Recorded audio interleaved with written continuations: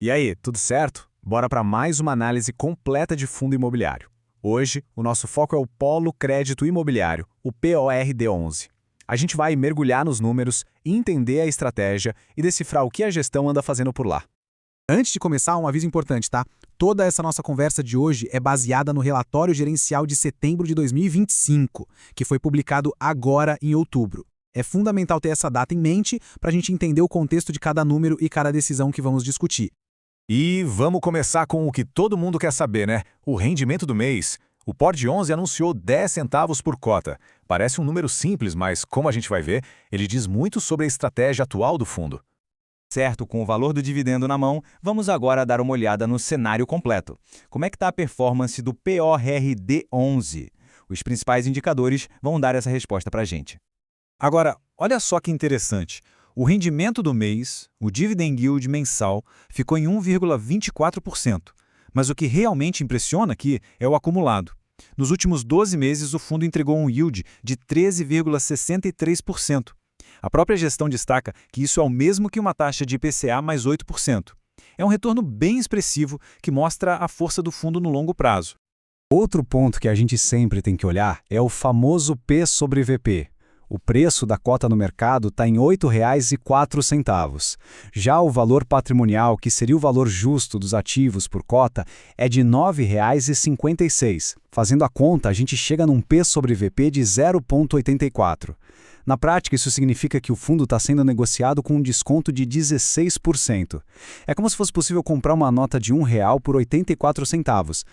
Mas os números sozinhos não contam a história toda. Para a gente entender os porquês, precisamos analisar a estratégia da gestão, ainda mais no cenário que eles mesmos estão chamando de bem desafiador. A própria gestão já cantou a pedra no relatório. Existe uma correlação entre a taxa de juros e a inadimplência, só que com um atraso, uma defasagem de mais ou menos 9 meses. Como os juros estiveram nas alturas, a expectativa agora é que o número de calotes comece a subir.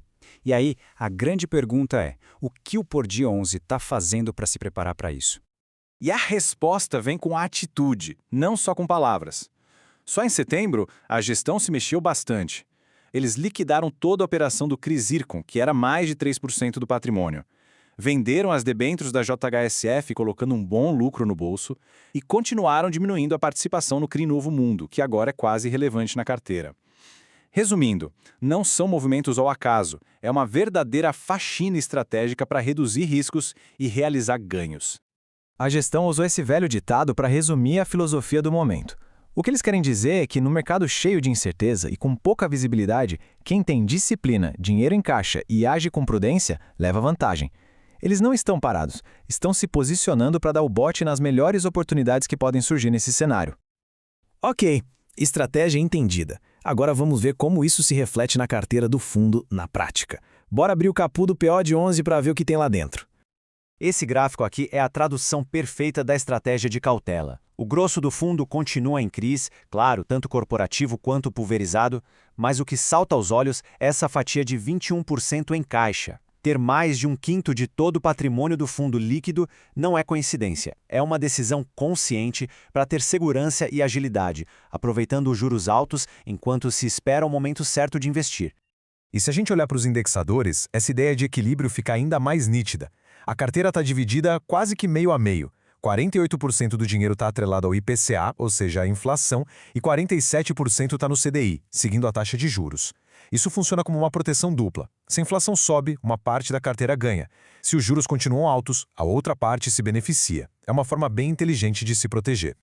E quanto ao tipo de risco? A maior parte, quase 65%, é de risco corporativo, que são basicamente dívidas de grandes empresas com garantias robustas. Os outros 35% são de risco que a gente chama de pulverizado. Pensa nisso como um monte de pequenas dívidas de devedores diferentes, o que dilui o risco. O fundo então equilibra o jogo entre grandes operações e a segurança da diversificação.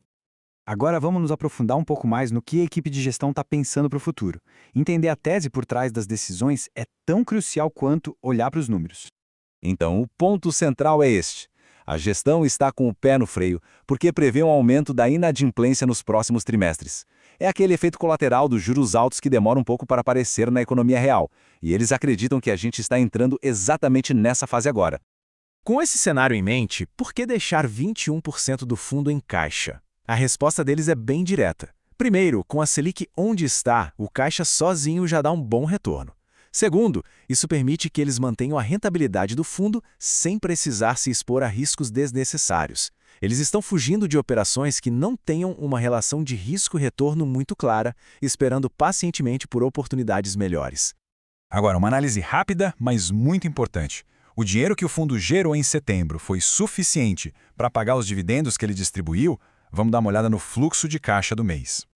E aqui a gente tem um ponto de atenção. O resultado total do fundo em setembro foi de R$ 3.320.000. Só que o valor distribuído para os cotistas foi de R$ 3.730.000. Ou seja, o fundo distribuiu uns R$ 410.000 a mais do que gerou no mês. Como isso é possível? Usando resultados que estavam acumulados de meses anteriores. Não é um problema grave, mas é um indicador que a gente precisa ficar de olho.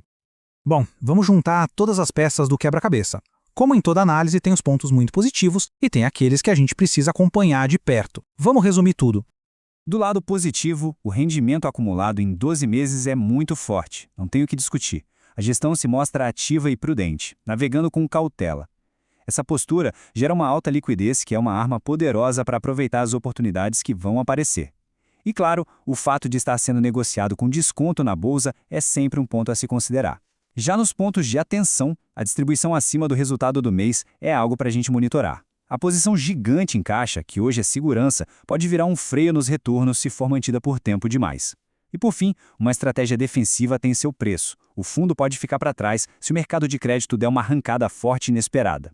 E a gente termina com a pergunta que resume todo o dilema do POR 11 hoje. Essa postura de cautela, de priorizar a segurança e a liquidez, é a jogada certa para um cenário que pode piorar? Ou será que essa defesa toda vai acabar deixando dinheiro na mesa se o mercado se provar mais forte do que o esperado? A resposta para essa pergunta é o que vai definir o desempenho do fundo daqui para frente. E essa foi a nossa análise do POR 11. Muito obrigado pela companhia.